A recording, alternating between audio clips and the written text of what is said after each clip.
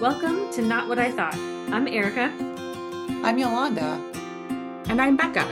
We're therapists, entrepreneurs, and perfectly imperfect humans. We first met during a business owner retreat where we became fast friends because we're not afraid to be real and ask the hard questions about life. What we thought it would be like, how messy it actually is, and the courage it takes to create the life we want. We continue to build our friendship and personal growth through our own retreats.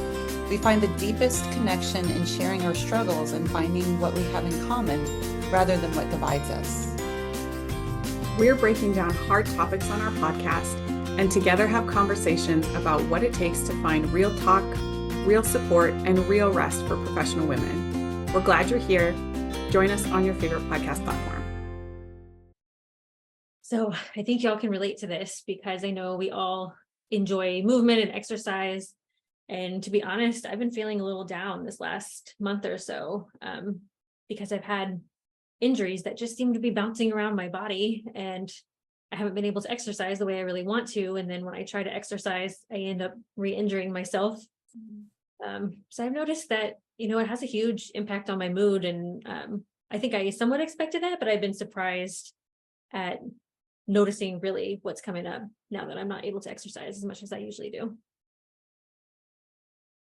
I know that this is true for me and that the three of us have talked before about that, like how much we really need the movement. And still, it feels foreign when you say, I know that we're all like this. I'm like, really? No, because I'm not really, but no, yes, I am. And I don't know why I have a hard time embracing that identity, maybe that like, yeah, I am a person who likes to work out and it feels great. Like we'll probably get into what that is, but just you saying that. Yeah. I mean, let's get into that though. Like, where do you think that comes from?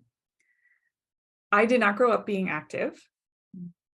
And it wasn't like discouraged, but just like I didn't play sports. I didn't like no team sports. It just wasn't really a thing, part of my life. And I'm not sure exactly where I got these attitudes, but I definitely picked up the attitude that like people who spent time working out were maybe really vain, self-absorbed. They thought they were better than you or something. And so I think I come up against my own former judgments and attitudes in embracing that identity that like, yeah, I am a person who likes to be active because I think, but I'm not like that. I don't think I'm better than other people. I'm not, I'm not obsessed about what my body looks like. I really am not. And so I have this sense that I need to push back against whatever those imagined judgments are. Yeah, that makes it hard to just embrace that this is a thing for me. Yeah, so you've always kind of had that resistance to yes. or thinking like it's only about, your body or getting fit. Yeah, totally. Mm-hmm. It wasn't until I was in my 30s that I had a strong connection that exercise really impacts my mood. And even then, I didn't notice it. I had to have someone point it out to me. It was my business coach, right? And we had been doing stuff together. And she said, that's kind of true for everybody, but you more than most people I coach notice, like I notice a difference when you tell me that and we would, be tracking like different things to take care of myself in this holistic way. And that she pointed out that she could see a very strong correlation between just how good I reported that I felt and how many days a week I was exercising. It's like, oh, all right, I guess that's a thing. What's your story around exercise, Erika? I think fairly similar to Becca. I didn't do a ton of exercise growing up. I played a couple sports, I guess. I played tennis and volleyball in middle school, and then I was in marching band, which in the Texas heat is its own yeah crazy form of exercise. And I guess when I went to college, I did try to engage in like going to the rec center and that kind of thing. But I definitely did that with sorority sisters, and it was for sure more an effort to look a certain way, to, you know, wear the matching shorts. Everybody had the same shorts and all the good things like that. I don't know that I overly focused on it as a means to like control my body or try to control weight or anything like that, but I definitely associated it with that. Like that goes together, and how you look gets manifested in exercise. Mhm. Yeah, I grew up in the world. I'm old, so much older than both of you. Um, but I grew up in the world of Jane Fonda and the VHS tapes. And I remember, you know, in like high school years, my mom doing those tapes. And it was definitely like exercise is to control how you look and to manipulate your body into whatever society thinks is acceptable. And it's been fairly recently for me as well, to have a more consistent exercise and workout and moving my body routine, and have it not be associated with trying to manipulate the way that my body looks. I think that came into stark clarity during COVID. And I ended up doing, my husband and I ended up doing a lot more hiking and paddleboarding. And then we got a Peloton, and for whatever reason, the combination of the movement and the music and just the breadth of the platform, and having all kinds of different ways to explore moving my body and how that feels, has definitely been a game changer for me. Yeah, I'm glad you brought that up, because I think yoga for me was the bridge, Mhm. that I was lucky to just kind of stumble upon a great studio that really was not focused on, you know, sweat it out. This is how you're gonna, you know, tone your abs or whatever. But the teachers, or at least the ones that I chose to go to, were so good at paying attention to how you feel. And it really doesn't matter what the pose looks like. It matters where you're, you know, feeling the stretch, or that you're able to stay with your breath, and really kind of getting in tune with my body and my experience, and having it not be about what it looked like. That's where I started to really build that connection of like, oh, moving my body feels good. I feel great. And I would get emotional release. And I know that, you know, every so often, usually about once a month, I need to get out and do something that's extended and more strenuous, like a long hike or something. And it's like, I can feel almost that I'm working those things out of my body. And it's like I left it on the trail. Right? And so I had like felt and experienced that. And then read the book Burnout by, is it Amelia or Emily? Emily Nagoski. Yeah. They co-wrote the other one, right? I think just They Emily. co-wrote that. What? They co-wrote that one. Oh, they co-wrote that one, and just Emily wrote the other one. Okay, thank you. But that book goes through the stress response cycle, and like the physiological reasons why exercise does have benefit for your mood. And it made so much sense. It's like, oh, that's why I feel better. That's why I like this outdoor stuff so much. I don't go to classes at the gym. I don't lift weights. Like there's something about the monotony of that is just really challenging for me. But you set me on a trail that's going to kick my ass for 14 hours. And I'm like, let's do it. It's so much fun. I know, this is great. Becca, do you want to share like the stress response cycle for the listeners? Oh, I wasn't planning on doing it, so we can kind of go, like I would have researched in advance. You fill it in together. But the idea being that you have some type of stressor outside of you and your body engages in a stress response to that stressor, right? That prepares you to be able to deal with what the stress is. And like you have the same physiological response to whatever stressors are out there, whether it's a physical thing or an emotional thing or whatever. And,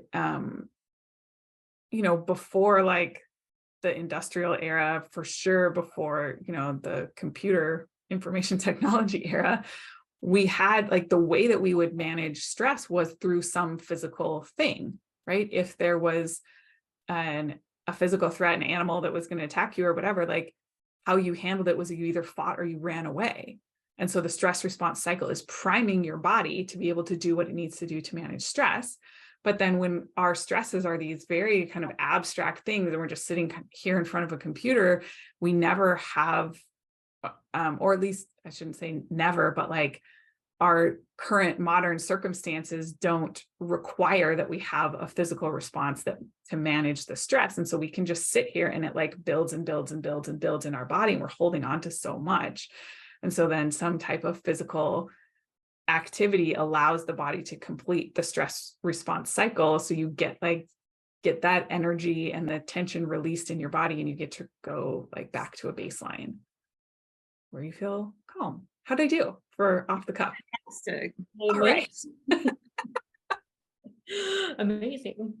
I was just thinking, I thought the most powerful example she gives in the book, or the thing that resonated with me the most, is about a lion. So a lion is chasing its prey and it's running and all those stressors and all the chemicals building up in the body and all that good stuff. And then when it's done, it takes like a huge exhale and that's what completes the cycle, right? And so, yeah, to your point, it's not that we can never do that in our daily lives, but we have to be probably intentional about it. We have to figure out how to include it. And I think breath is probably one of the biggest ways that we could, or easiest ways, I think we could implement it. Mm-hmm. Yeah. And I'm also thinking what both of you are describing is one of the big reasons that in the world of therapy, there are therapies that include animal assisted kind of psychotherapy, like dogs and horses, and the way that they move stress out of their body is really just to shake. Like they have this stress cortisol dump, they shake it out and then they move on. So it is, so I always think like shake it out, literally, sometimes literally. But Becca, to what you were saying, I remember kind of an entryway for me as well was just YouTube yoga videos. And I remember the first time I was led to those actually through a spirituality and social work class that I was taking. And I remember being on the mat and the first time understanding the connection between my breath and a release in my body. That was just so profound that I have carried with me since then. And,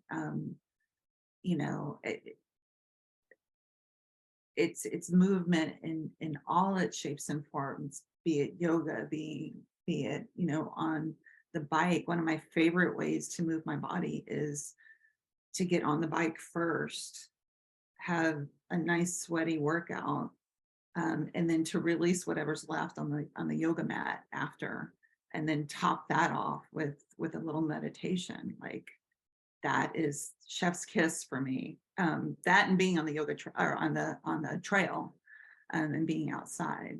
But yeah. This is not directly about exercise, but I remember early on in my yoga journey, going to a restorative class and having that experience of like an awareness that I am laying and I am supported by whatever the props are, and that there is still more that I could do to relax into it and really let myself be held. It's like even in a relaxed position, I was still always tense or holding or bracing in some way. And that gave me a lot more awareness again of what my breath can do and how just even how my body feels in any moment, because I was very disconnected. Well, and also the experience of Shavasana at the end of the yoga practice. I have come to appreciate it so much that I joke around that you can't trust someone who isn't willing to be in Shavasana at the end of a yoga class. I've been there in the past, and just being present with yourself, integrating the experience, the things that come up inside of you, the greater understandings and knowings of yourself, and like allowing yourself that space for to see, where else can I release something that I'm holding, and how do I integrate what just happened for me. um, all of that is very much a physical and emotional and spiritual practice, and that's what moving my body is for me.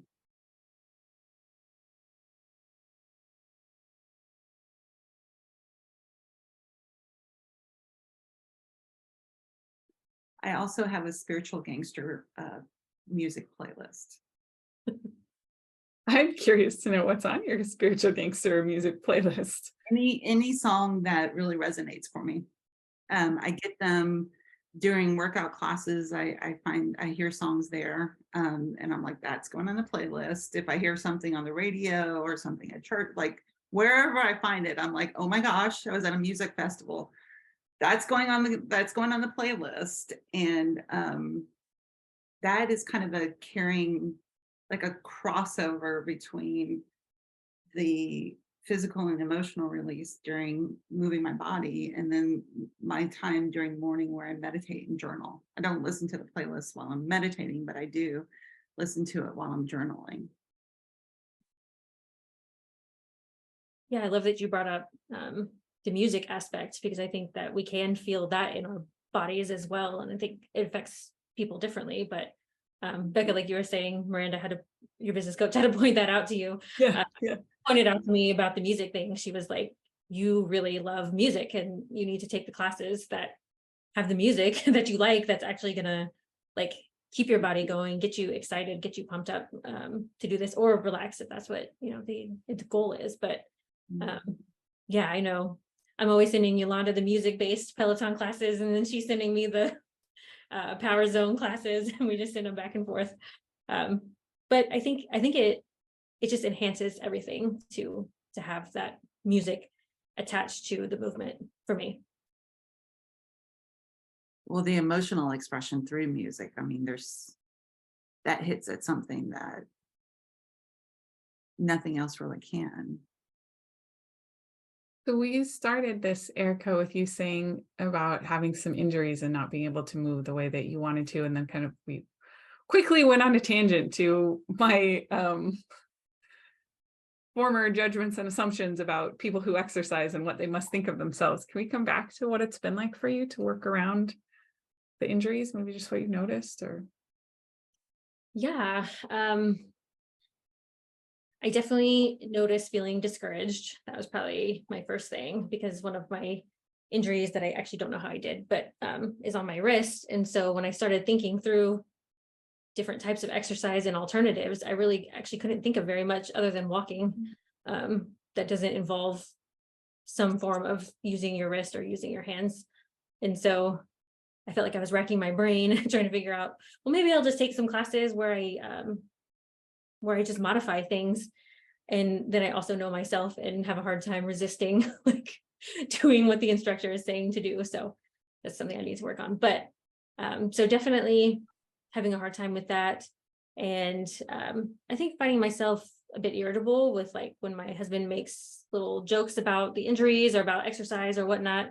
I know he's coming from a playful place, but it agitates me because I'm like, don't you know, I've been depressed about like not being able to exercise. And again, not because of anything aesthetically, but because it definitely feels like stuff is just kind of sitting in my body, kind of building up in a way that doesn't feel ideal for sure. Now that I've come to rely on the movement in my body so much to release, work through emotions, release things, it is really challenging to find alternatives to those things. I had a little back injury recently, and it was very, very similar. Like, now what do I do? And to your point, Erica, I know, I mean, I've had to really talk myself I've kind of talked myself down to be like, this is where we are, right? Again, not because of the aesthetic things, because I know I need a good sweat and I'm not quite sure how to get there. Do you get like comments from people about when you talk about your workouts? Yeah, like what do you hear? What do people say?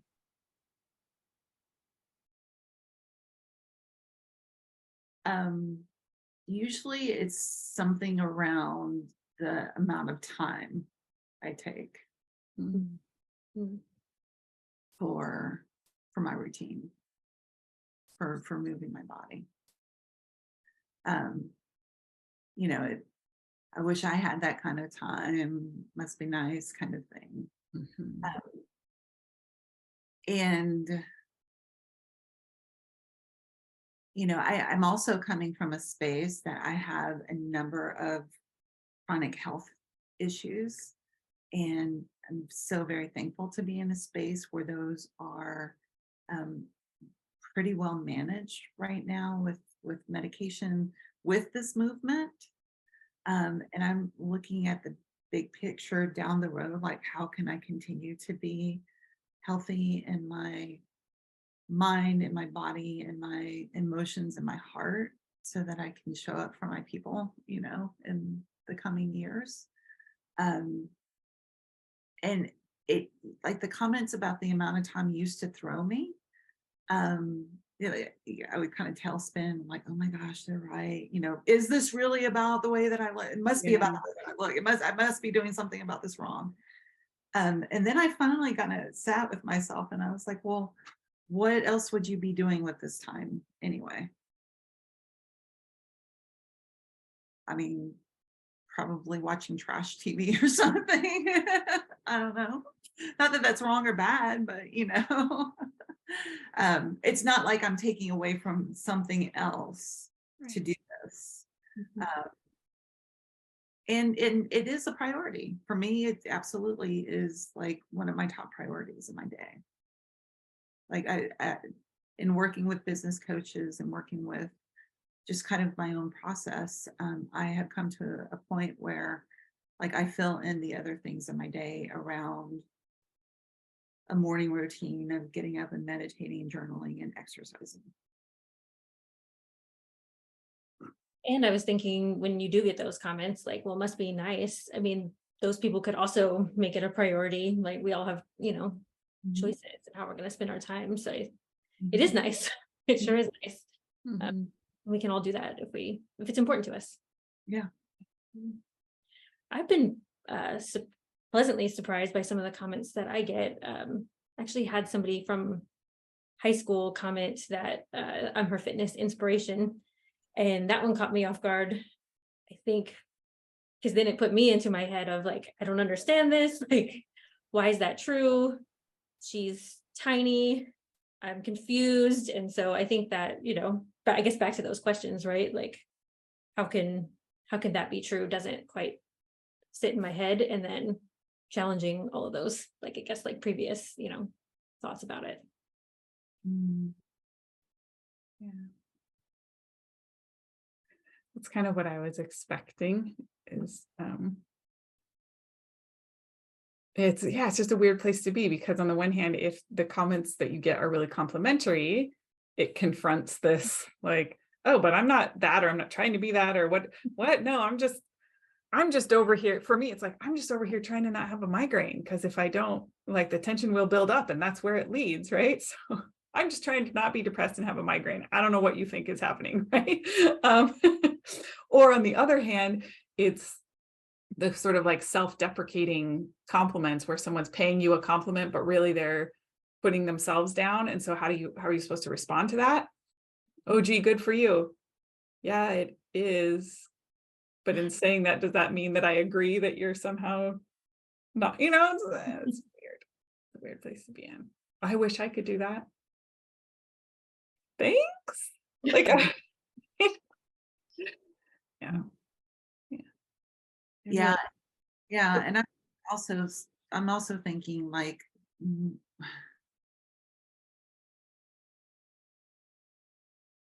a slight segue, but I'm thinking about how much my moving my body physically translates for me to like meeting challenges in my everyday, like meeting mental and emotional challenges in my everyday life, right?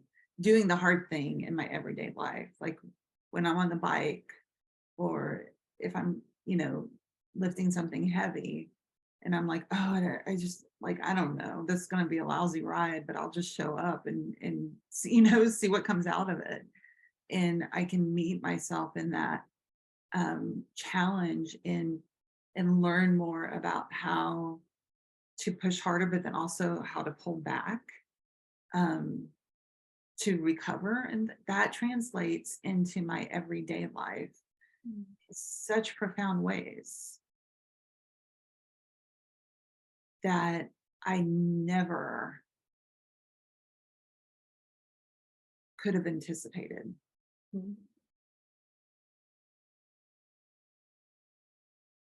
Yeah, Yeah. I totally agree. And I think, yeah, it is kind of all a metaphor for like how we operate in life. I noticed myself drawn to the Tabata rides or the Tabata style, which is like twice as long a push, and then you get half of that amount of time and rest. So 20 seconds push, 10 seconds rest. And that's, kind of how you go about that. And I noticed that's how I work best also, if I can just like kind of go for a while and then like completely rest. And when they say rest in Tabata, it actually means like stop, like it's a true rest. I don't know. It's just interesting, right? Like how different things show up in different ways, but it's all data. It's all good data for how we could function and feel the best that we can. What Erika didn't point out was, yes, the rest is like complete stop because the push is like an 8, 9, 10. Like it's a significant push. And it feels so good though to me. Like, go, stop. Breathe. Yeah. Now, I noticed that and this is probably also like good metaphors, right? When I'm doing bike ride things or classes where there's an instructor who's kind of pushing you and setting the pace for you, that I often have to catch myself to kind of slow down, because I think my tendency is to want to like push hard, but then burn out. And so that's a thing for me to learn, that like, oh no, I'm actually fine just going at the pace that I'm going at. I don't have to pick up a heavier weight. I don't have to try to go faster than what the instructor is pacing this class for. And that's interesting for me to just notice that that's my tendency. And also to allow, like, trust someone else. Like, okay, I'll do it the way that you tell me to do it. And I know I've shared this with y'all before, but sticking with the stuff and doing it for a while lets you see some of your patterns. And going on long hikes with this one particular friend, there's always a point when it gets hard that my talk will start going to, why do I let her talk me into this stuff? This is so ridiculous. I hate it. Why do I fucking Amanda? Why did I do, right? Like I do that and I catch myself doing it. And it's a joke now that we get to a hard part of a hike and she'll be like, are you cursing me in your head now? Right? Like, that's good for me to know too. These things that I actually love and enjoy and I choose to do, there is a part of it where I think this is too hard. Why do I do this to myself? And I still keep choosing it anyway, right? So then whether it's something physical like a hard hike or other things that I'm doing in my own life, challenges that I take on, that's like I hit that point, I don't freak out about it anymore. Right. Yep, I know that this is part of my pattern, is that I go to this place when things are hard that I start blaming other people and I never wanted to do this anyway and whatever. It's like, okay, so I just don't have to take that. I can kind of let it glide right off of me. I don't have to spend a lot of time in that place because I know that that's part of how my brain works and part of what I do, and that I'm always glad that I did the challenging thing in the end. And so we just welcome it and make a joke out of it and carry on. So much that. Yeah. All the times that I think, why do I run my own business? This is ridiculous. Why did I think this is a good idea? It's like, oh no, there's just me again doing my thing. Because I also wouldn't trade it for nothing else I want to do. Right. Yeah. And to piggyback on what you said, Becca, on the recovery side of things for me, and having to scale back to recover from injury, there's been the chatter in my brain of like, this is a really lightweight. Why is this so hard? Like, this is ridiculous. I'm stronger than this. I can push harder than this, and like being present with that chatter and reminding myself like, this is part of the journey too. Like, you are not a robot. Pay attention. There's wisdom in knowing when to pull back and when to turn the intensity down, so that you can get back to the hard effort when the time comes for that. Right. I think I definitely felt that as I was, in the last 2 years or so, kind of prepping and knowing that there was a divorce that was pending. And I don't know if I commented to y'all either. That's like, I was aware that like there is a time that it's going to be kind of crunch and go time. And right now I need to be conscientious about putting things in place for myself and making sure I'm taking really good care of myself. And like, my kids are going to need me a lot. And so now is not the time maybe for me to extend in these other areas, because I know that I'm going to need to just be smart about how I pace and how I use my energy. I hadn't made a connection from physical activity till you were just talking. With like, oh no, yeah, that's the thing. Yeah. And then being patient on the other side, the hard stuff. It's like, yeah, you need time to recover. You can't go from one strenuous exercise right into another. And like, that's okay too. What is your heart know to be true, Becca?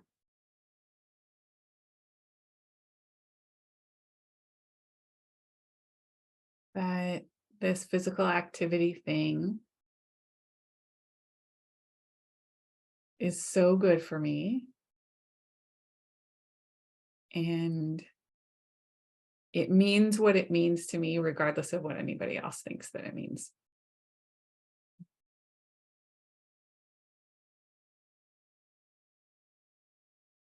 Erika, what does your heart know to be true?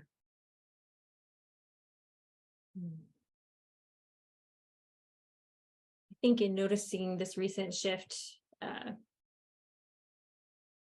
my heart knows that it's true that I'm on the right path in terms of what I'm doing for myself. And I know that I'll get there and I can be creative in the meantime. What about you, Yolanda? What does your heart know to be true? That it is essential to take time for my heart, physical heart, and my feeling and spiritual heart as well. Moving my body is a good way to do